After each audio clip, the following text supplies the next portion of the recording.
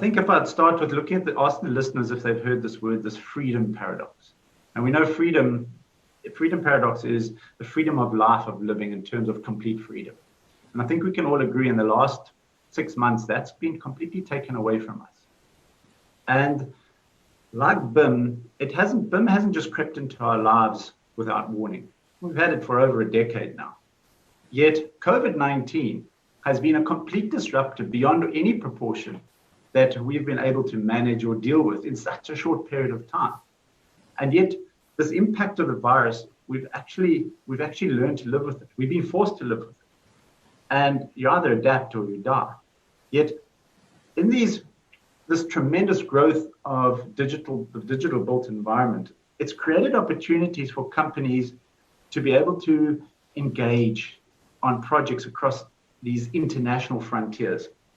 And with this increasing complexity and demand for this higher design delivery that we're seeing there's a different way that management of construction resources does not need necessarily to depend upon a professional certification, but needs to more understand what we call the integration of technology and process, and most important, people. And I think with all the skills we have at the moment, people are the most important aspect. What I really enjoyed about the first session of Chasing the Eye in BIM is listening to Mr. Collins, who gave the listeners a very good understanding of the integrated delivery method, digital delivery method. And he also mentioned the skills that we currently need that need to play within this industry. And most importantly, the challenges that we're facing going forward. Yet he spoke about the processes, which we know only makes up 10% of BIM. And the second session we heard, we listened to the one particular speaker. It was Gavin Crump from Aussie BIM Guru. And I think he showed us a real eye-opening example of the powerful technology that's being used within the digital built environment. And I think he certainly raised the bar to how technology should be used within these design delivery projects. Yet, we know that technology only forms 10% of the whole BIM process. And I want to speak more about today about the people, because I think many of us are missing this point on the people side of BIM. Each year, we get thousands of graduates that are wearing fancy robes and walking across stages and are accepting their university or their college degrees. And many of them are seeing now doctorates even with BIM. And based on that dedicated hard work, as well as their emotional breakdowns and tuition fees, they're not as fortunate as other students, unfortunate students who have not been able to get that university degree. Yet now we're seeing them having the opportunity to do more online style classroom and being access to copious amounts of technology training. And there's nothing wrong with that. Remember, in my opinion, I feel that education in BIM does not need to start with a specialist degree, or even for that matter, software training skills. And I think countless studies have shown us that if we teach the principles to open the learners' minds to approach and evolve a curriculum that demonstrates progression, then we can take that from academia into the workplace with more defined aspirations that show a route to a successful or a worthwhile career or occupation. Yet we're suddenly seeing all these laggards that are out there suddenly scrambling around trying to become more BIM savvy, and the fear that maybe they're losing their jobs or they've lost their job and they're trying to find a new one, and all they're doing is trying to get software training. Yet the truth, I think, at times is that we need to stop and ask ourselves, is this BIM thing that we're doing making us better professionals, or is it actually just strengthening your identity or your status? I think every individual out there should be challenged by being an asset towards a team rather than trying to be a producer of work that is predetermined or defined by, let's say, time or expectation. And I think these conversations that we're having now need to be in a new space with a new conversation. And almost, I can say, it's BIM without an identity. And what I mean by that is, if you look at, we understand the professional roles around quantity surveyors and architects and engineers. We know those are professional roles. But we're playing a new game where we're seeing the skills of different experts coming into the field. And we keep continuously hearing about the BIM manager, the BIM consultant, the BIM lead, the interior BIM managers. These are roles that are just as important as the architects and the engineers. Yet there's an identity crisis with this. And this whole identity crisis that I'm talking about is looking at the different fields of education, certification, soft skills, leadership skills, and assimilating that information. And I all too often hear the groans and the shouts, sometimes even on webinars when people haven't put their mics on mute. But I've been on the front line and I've spoken to the senior executives. I've spoken to HR departments, and I keep hearing the same message. It says, my staff are well BIM trained. We are BIM compliant. We are BIM ready.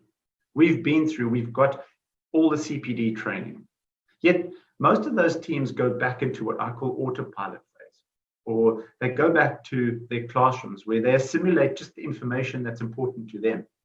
And they got a few useful tricks and they filed the rest as a nice to know. And I think a naturally conservative business environment coupled with often traditional workflows, as well as I like to call them an ignorant, heavy IT department that makes decisions to introduce new technologies very daunting. And I think it's imperative that we start to identify these roles and responsibilities better as companies, and managing the staff and team and members that are involved with this whole digital transformation. If we're wanting our professionals to reinvent themselves, they have to look at a new approach, an ethos that affects the experience of the customer. Putting the client first is great, but we also need to immerse ourselves into this interactive experience that takes us out of the headspace of business and puts us into the focus of the headspace of the client, and to actually understand what the output of the client is required, not just what their job is. This whole progression of progressive curriculum, and the UK are already starting to identify and show us that it starts as young as the school-going children. That it needs to be, I think we also probably need to be more cognizant of the fact that there's a key issue, that we're lacking digital leadership. We've got all the rookies coming out of school, colleges, we've got the technical experts, yet we need to attract people with digital leadership skills. And that's lacking regardless of if you're in a developed country or a developing country. And this movement of skills and passion and contribution will help us obviously drive a better digital built environment to this next phase of development. And then hopefully we can move to an advanced digital economy, which has an inclusive society. I think the point that I'm also trying to get to is that many people don't see BIM as a journey. They see it as a race. It's almost like a sprint, that entering this digital transformation phase is the fear of the unknown. So if I get certification, that will help me get to the next level. And this BIM thing that we keep talking about, I asked the question, who's riding this wave of opportunity? And many might disagree with me that I think BIM education does not start with the client. And for that, it doesn't start with the architect. It starts with the individual, and that he's going to be part of a team. We cannot expect clients to take this ownership and drive demand of assets without being prepared ourselves. And if technology is often the common root of cause to misunderstanding of BIM, yet this is also driven by the ignorance of the fact that we have senior management in positions who have failed to recognize the importance of the BIM lifecycle as opposed to being just looking at technology training. And while this mere presence of the term acronym exists within our day-to-day lives, I think we're seeing this transformation of technology into the digital built environment as almost as a sign of poor traditional literacy. Now, it's also, we speak about this vital, better collaboration because we have the technology that will help us understand the better design process. And for me, I think the hardest pill to swallow about this whole thing during my journey or experience with BIM is that I think many will still agree that BIM is only in the adoption of major design users. And unfortunately, that puts a lot of us behind the curve. If we look at the architect's job is absolutely fundamental to the design process. And sometimes he coordinates the projects, and keep in mind, he may even manage the project as the principal agent. Yet BIM is not all about him. It's not all about the design. It's not merely just a 3D graphic representation, but it's a virtual module that is designed to evaluate the construction and the performance of the built asset. And people forget that. And I think if it's properly implemented with the right team, we can always provide these higher quality and more safe environments to work in, where the team is working together and not just focusing on the BIM aspect of this. We still need that technical know-how. And those technical know-how requires software requirements, software exchange formats, and understanding that.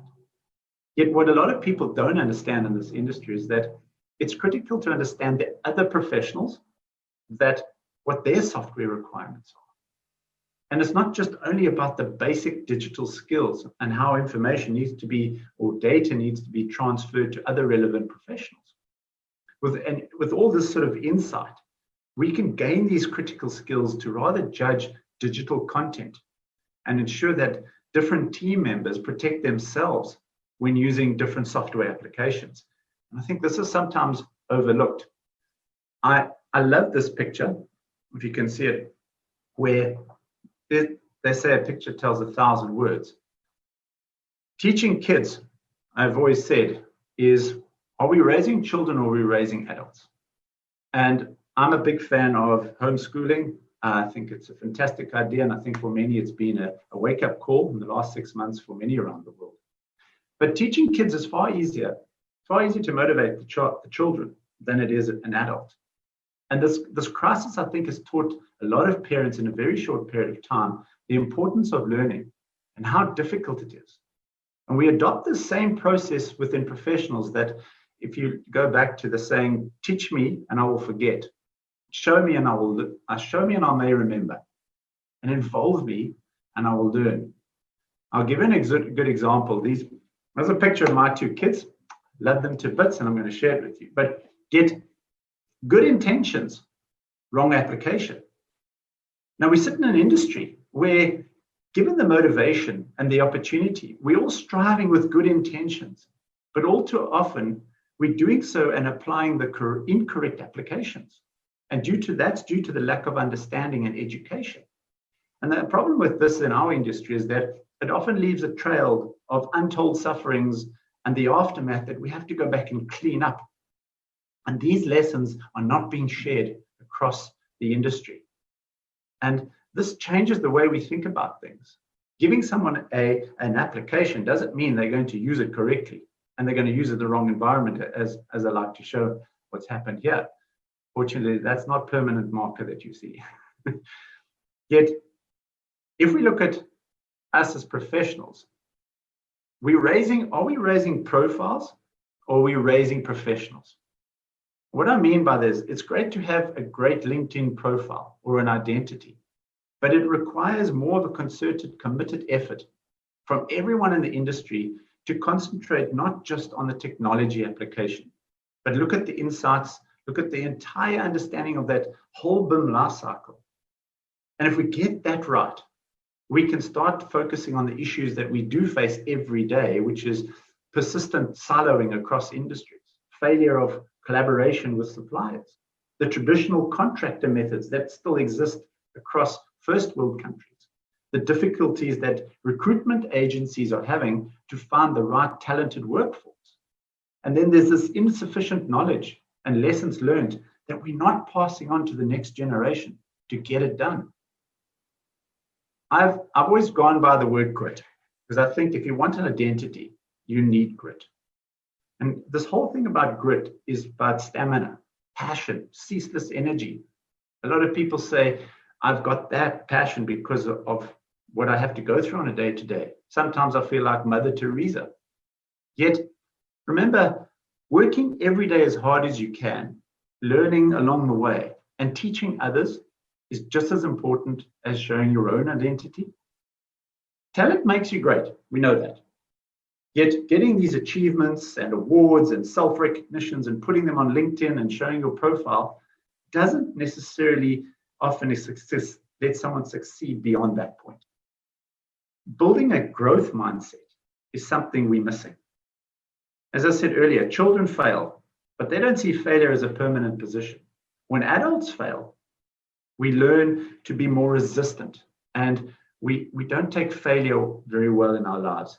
And I think we can learn that this building a growth mindset, allowing ourselves to fail, is only allowing us to go forward and move forward. And I always love this picture about the world's greatest surfer in Portugal. Yet it requires passion and perseverance from an industry. And it also requires us to have a professional identity. And that professional identity requires everything from learning, mentoring, and practice. If we can't share that across our skills, how are we expected to consult other professionals on the projects and show that reflection and self-study? It's something we're missing. And many professionals, I think, keep their distance from colleagues. And I think it might be for the reason that they cite that they can't understand the complicated workflows that are out of their reach or understanding. And those allow them to remain blinkered for diverging opinions or new approaches to projects. And this whole thing is probably a handy face mask, excuse the pun. But behind that are the growing skills of an industry that we are really missing. And it's being held back because of traditionalism. And creating this effective team that I keep trying to find out is so important. And I think our biggest hurdles to overcome is wanting to introduce digital transformation in an environment where sometimes we feel there's no progress with change. It can affect everyone on the team. And in fact, the biggest shakeup is affecting the culture of people and the way people think, the way they plan, the way their relationship works with technology. That's missed. And I think making this positive experience with employees is something that every company is missing. Along my 29 years of working within this industry, I've always liked to sum up 4 beauties, and I'm going to share them with you today because that's how I'm going to finish with you today. But the 4 beauties I'm going to share with you is something I've identified. I call them DBs. And these DBs exist in every industry. They're excuse my French, but they're the digital bullshitters. And these guys, remember, people are naturally political creatures. And they'll do whatever it takes to protect their own interests as well as their careers. Okay, everyone works with them. And this includes everything from leveraging the power of dynamics within the project team to get what you want. And as a rule, people manage themselves if you let them. But I can guarantee you that you'll always meet one or the 4 that I'm going to share with you, that they hide in your design teams, your quantity surveying departments, and sometimes almost in your IT departments. But the problem with individualism is that we're underpinning culture and industry traditionalism. And this is something we'll never really get to understand unless you involve the whole team. I think it always reminds me of that movie, we spoke about movies just now on Netflix. But it reminds me of that movie in Monty Python, Life of Brian, when he says, yes, we're all individuals. So in my life alone, I'm trying to rectify this by advocating the world. There's more to be more cooperative and more sustainable and more focused on collective actions rather than the glorification of individuals. And that's exactly the problem with this industry. We're all looking for glorification as individuals in our industry. And the guy that stands out at the top for me, I'm going to share them with you, is Teflon Ron. Nothing sticks to this guy, all right? Not even the virus. And invariably, he manages to stay clear of everything responsible in the digital environment. And it becomes anything that's complex and challenging, right, cannot add value. And he slips away effortlessly without any accountability. And he's always first out the door given the opportunity. But he's always right next to this guy, Harry the Hustler. And Harry's always part of the team. He's always there. He's always busy. He's probably listening to this webinar right now. Yet during this digital transformation, he's the only one who's not doing any solid work. And He always requires the attention to add value, but he always seems to be busier than everyone else, but he's not really doing anything, right? And then you get this Lucy the loafer. No offense to women on this. But Lucy's the willy one. She's quickly identifying the best tech people around her in the office. Her office is right next door to the HR. And she's an island of incompetence in a sea of competence. And she knows exactly how to exploit those resources on those projects. And then obviously you get your last person, who's Peggy, the parasite. And Peggy is the exhausting one. She's your really expensive resource. She's always there trying out different software, making sure that we have the best software on the team, the additional digital, hiring the right experts. And it's never enough for them. They're always expecting the best, and they always understand the lousy tools, and they're always quick to criticize those tools. In fact, she's the highly insecure one that's prepared to be sucking all the organizational or even emotional resources to hide that vague idea what BIM is.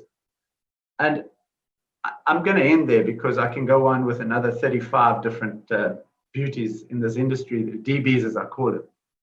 But these are the type of people that have cultures, and there's nothing wrong with these people. They add value to our teams. And without that, we can't move forward in an industry. And this is why I always say, BIM is not an art, it's a science. And they say BIM is collaborative, but I prefer to rather look at this word, as we say, BIM is more of a connected state. For collaboration to be effective, it needs to be governed by a shared or agreed ways of working. And this is where standards come in. This is where collaborative BIM practice is at its best. Standards provide what we call a shared understanding that needs to happen, and when it happens, and now, and how it's going to happen. And if they are applied correctly within the design team, as well as the contractor, these new enhanced features of technology will change our lifestyle preferences. And if it's possible to achieve that in a project team with connectivity, that will always succeed. Yet, remember, projects succeed or fail on the back of your team. And it's therefore vital that we maintain this team satisfaction, right? The top brass may be at ease with the fact of making decisions that benefit himself as a company. But as a BIM leader or a BIM manager, you are challenged by the traditional work methods and promoting new digital processes, which just makes it so much harder. And I'm going to close off there by a quote from Bruce Lee, and that is, absorb what is useful, discard what is useless, but apply your mind to the skill that you have, right? And if we do that within our learning capacity as digital entrepreneurs, professionals, we can do all of this within our professional capacity while still applying your technological skill set. And that's what exceptional BIM is all about for us. It's to simulate an experience within a traditional working environment and translate that into a digital project environment while trying to keep these real project aspirations and provide exposure to alternative BIM usage across different disciplines. And that's what makes this whole gamified way of working exceptional. Become a BIM ninja. Be a BIM warrior. If it means the BIM samurai or a BIM Bushido, if you want to call him, be different. Be exceptional, guys. And I'm going to stop there because I really get excited now, and you've only given me 25 or 15 minutes. So I'm going to have to park my brakes then. If you want to see what exceptional BIM is all about or ask questions later, feel free to visit the site or connect with me on LinkedIn.